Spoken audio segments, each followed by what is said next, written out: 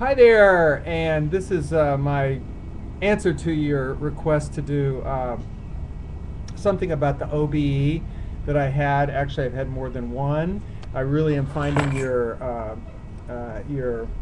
video messages really inspiring, and you keep it up. You are a master. We're all masters in our own right.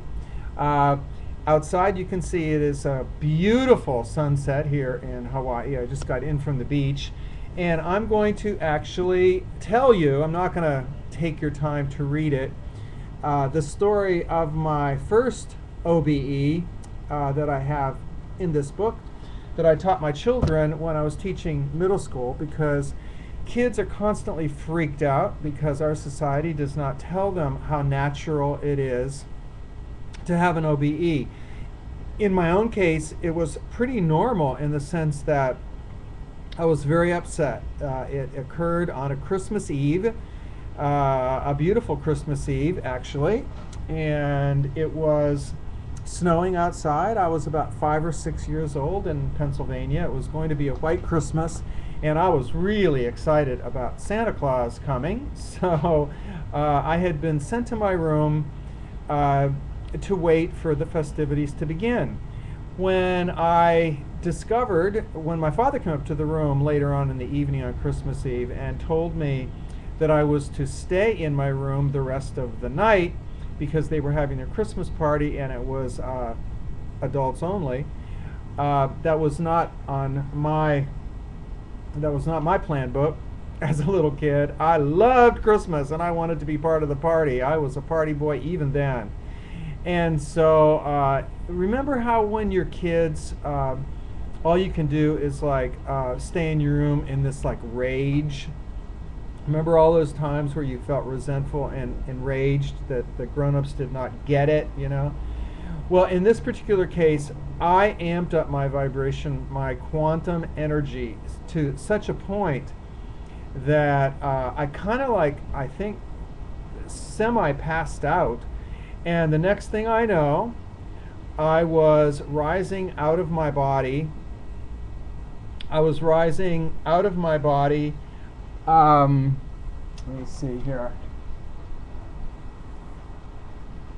Kind of like this. You know, we have these different subtle bodies. Anyway, I was rising out of my body and I flew or levitated or transported downstairs. My bedroom was on the second floor of our house in Meadville, Pennsylvania, and I floated downstairs, entered the living room, sat on the bottom stair of the living room, and looked at the party. I was thrilled that I was at the party, absolutely thrilled. I looked around, and all of the people were having cocktails and they were having a great time, and the Christmas tree was there. They were going to decorate it and surprise us kids during that party. It was in the corner and I was so excited. I said, "Hey, I'm at the party, I'm at the party." Well, nobody could hear me. And the next thing I knew, after I realized that nobody could hear me, was nobody could see me. And then the next thing that happened was like in those movies, like in The Sixth Sense, a woman stood up to come upstairs to go to the bathroom, which was upstairs, and she whooshed right through me. Her soul went right through me. And that totally like freaked me out. And then I began to yell and scream, "I'm here, I'm here, I'm here."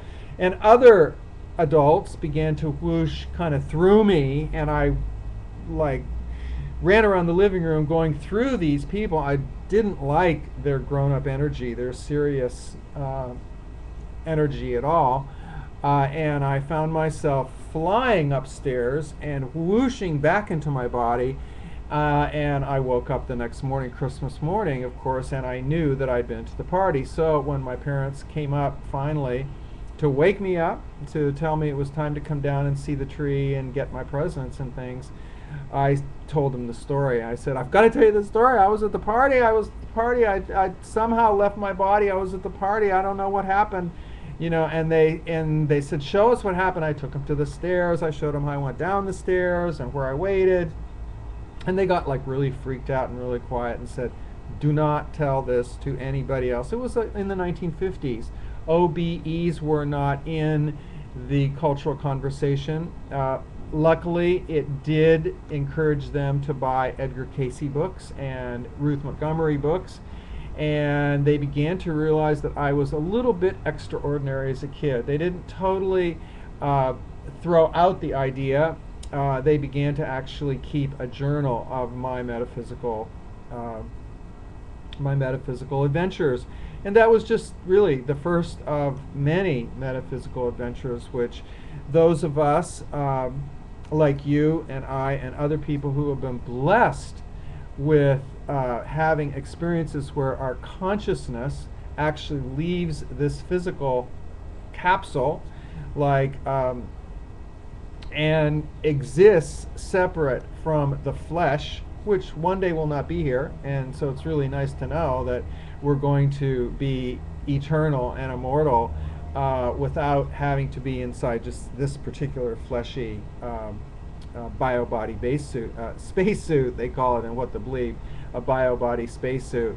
Anyway, so that's my story. It is one of many wonderful stories that I taught my kids and that are included in this book, because children are absolutely metaphysical. They're multidimensional. They have many, many experiences, which, if those experiences were fanned, if they were encouraged, and if they were supported by the adults that supposedly teach them instead of brainwash them, they would develop at a much easier and faster rate than we did. What happened to us was, well, actually what my parents said to me that morning, that Christmas morning, that I'll never forget, was, don't ever tell this to anybody, because they put people in insane asylums that talk like this.